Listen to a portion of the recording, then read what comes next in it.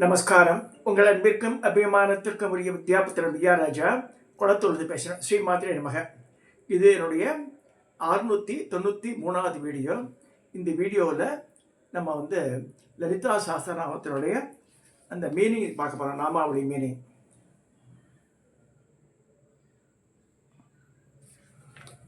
இப்போ running matter பார்த்துடுறேன்.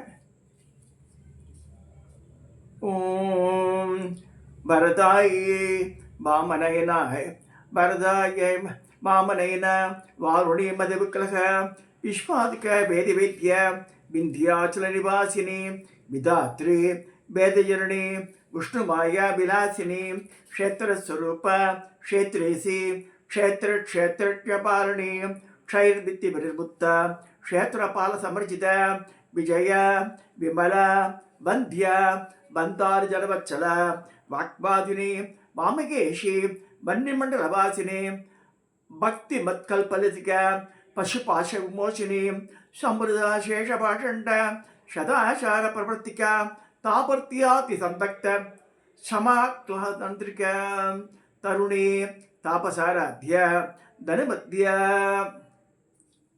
360 331 360 பார்த்துருக்கோம். இப்போ அதோட மீனிங் பார்க்கலாம். இப்போ வரதான்றது 301வது நாமாவளி, 331வது நாமாவளி. வரம் அளிப்பவள் பிரம்மா விஷ்ணு மற்ற பக்தர்களுக்கு வரம் அளிக்கிறாள்.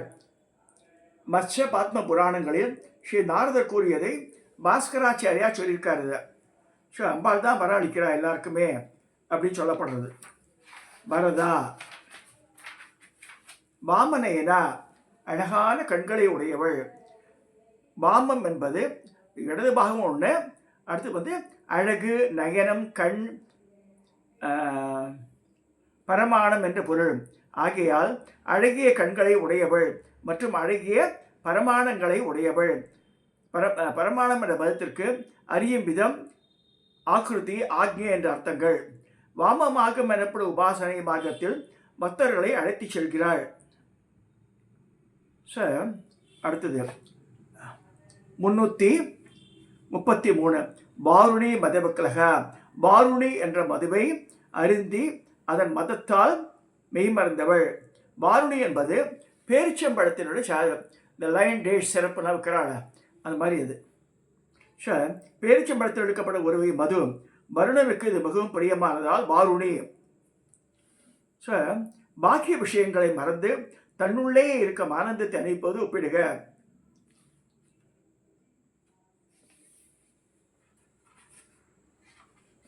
அதாவது வாருணி மத ஹபிஹபாலா என்ற பதம் பிரிக்கலாம். வாருணி வருண லோகத்தில் இருக்கும் ஆதிசேஷனின் வருணனின் மகளை மறந்தவள்.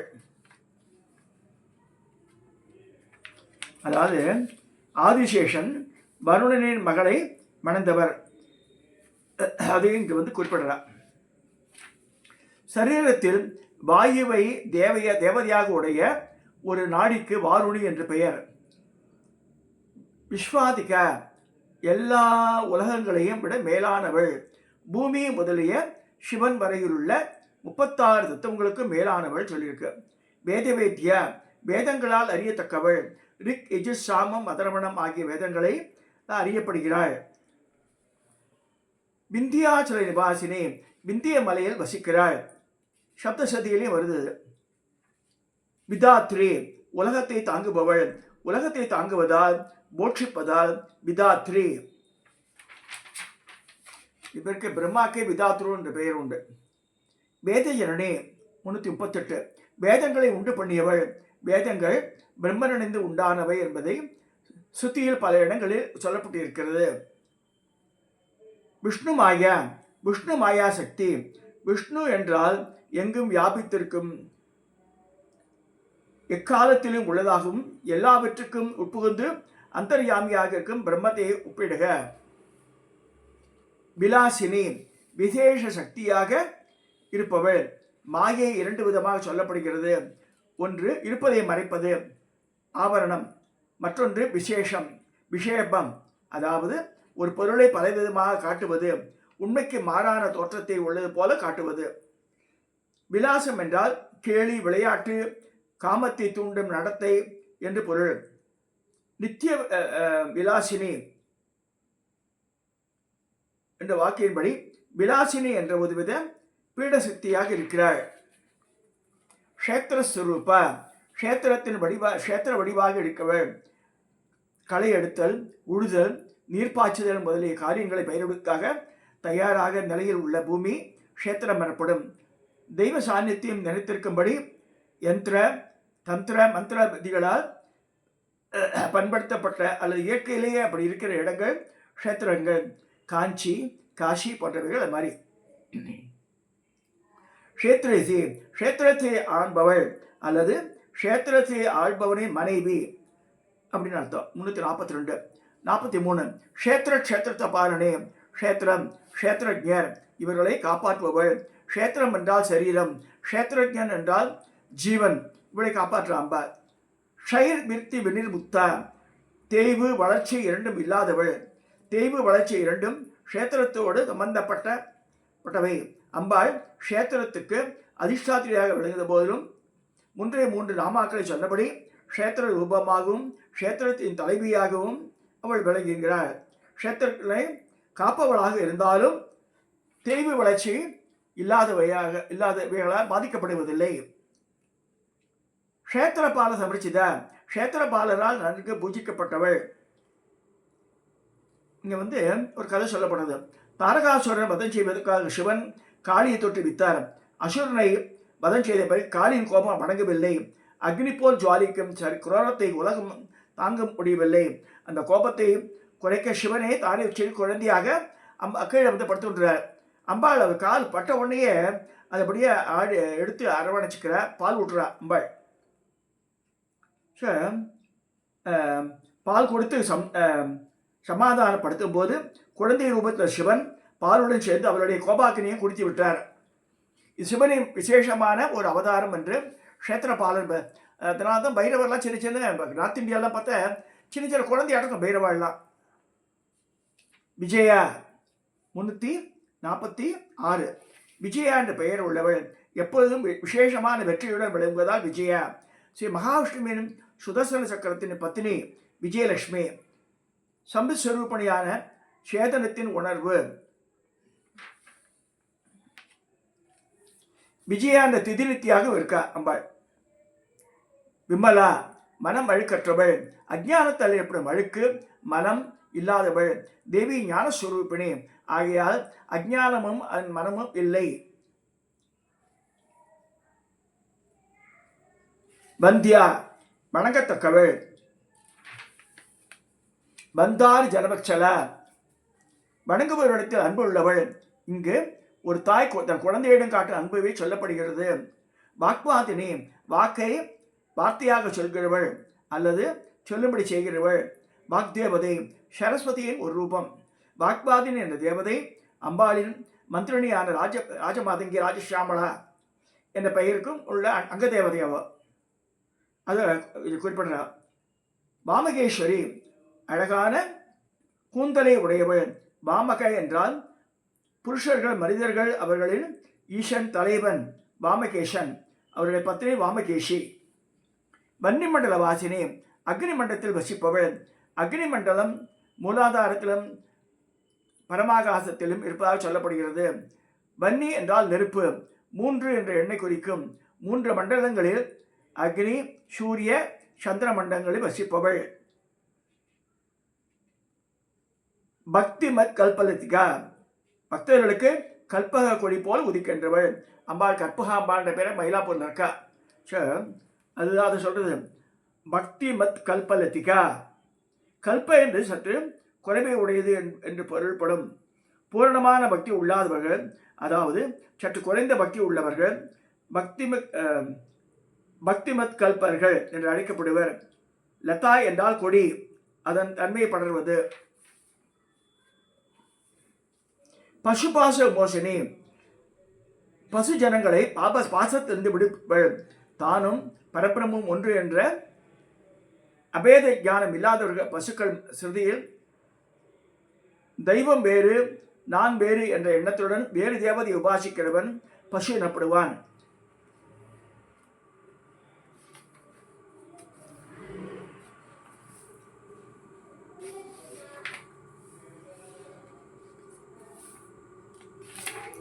டீட்டெயிலாக போகிறது இந்த இது 4 பக்கத்துக்கு மேலே போகிறது.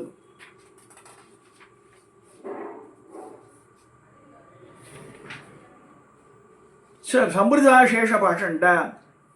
பாஷண்டா என்ற பேருக்கு சம்பிரதாசேஷ பாஷண்டா. பாஷண்டா என்னும் பாகாண்டா என்றும் பாடம் உண்டு. பொருளுக்கு வித்தியாசமில்லை. வேதங்களுக்கு மாறான ஆசாரத்தை நடத்தி உள்ளவர்கள் எல்லாரையும் அழிக்கிறார்.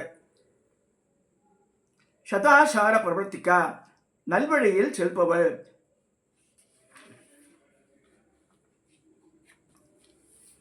தாபர்த்தியாத்தி சந்தக்த ஷமாக்லாத்தனுக்கு சந்திரிக்க. 3 விதமான தாபங்கள் என்று அக்னியால் நன்கு வாட்டப்பட்டவர்களுக்கு மனமகிழ்வை தரும் நிலவை போன்றவள். தாபங்கள் ஆத்தியாத்மிகம், ஆதி பௌதீகம், ஆதி தெய்வீகம் என்று 3 விதம்.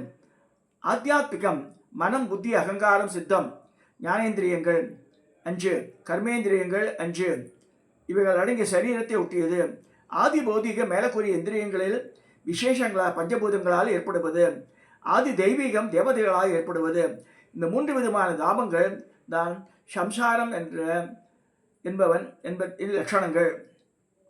தருணி எப்பொழுதும் யுவதியாக இருப்பவள். தருணினா 16 வயசு பொண்ணு. அம்பாள் வளர்ச்சியும் தெய்வும் இல்லாதவள், அதனால் தருணி சொல்லிருக்க.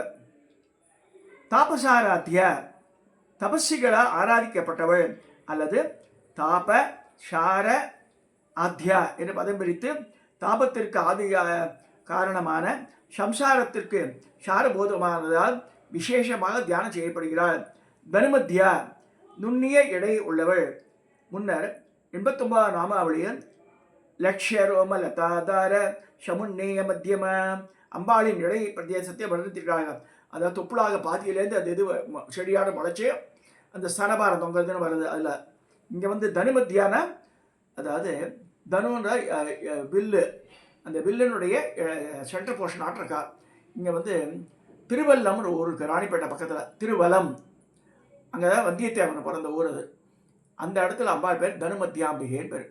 பில்பநாதீஸ்வரர் தனுமத்தியாம்பிகை தேவார ஸ்தலம். அது ரொம்ப அழகாக இருக்கு. அந்த ஊரில் எங்கள் அப்பா ஸ்டேஷன் மாஸ்டர் இருந்தார். நான் சொல்கிறதெல்லாம் 100 வருஷ கதை. ஸோ அப்போ அந்த 2 பேர் அம்பாளுக்கும் ஈஸ்வரனுக்கும் கல்யாணம் பண்ணியிருக்காரு எங்கள் அப்பா பல வருஷங்கள்.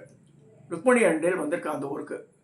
கலாக்ஷேத்ரா நிறுவனர் ஸ்ரீமதி ருக்மணி அருண்டேல் அங்கே தங்கி சித்தர்களை பற்றி ஆராய்ச்சியெல்லாம் பண்ணியிருக்கா அந்த காலத்தில். ஸோ அந்த அம்பாளுக்கு பேர் தனுமத்தியான் பேர். நுண்ணிய இடையை உள்ளவள்.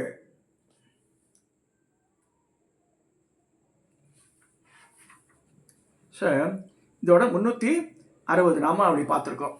இதோட இந்த பகுதியை நான் நிறைவு செய்கிறேன். இதை சப்ஸ்கிரைப் பண்ணுங்க, ஷேர் பண்ணுங்க, லைக் பண்ணுங்க, ஃபஸ்ட்டு ஷேர் பண்ணுங்க. இது வேண்டிட்டு நான் இதோட முடிக்கிறேன்.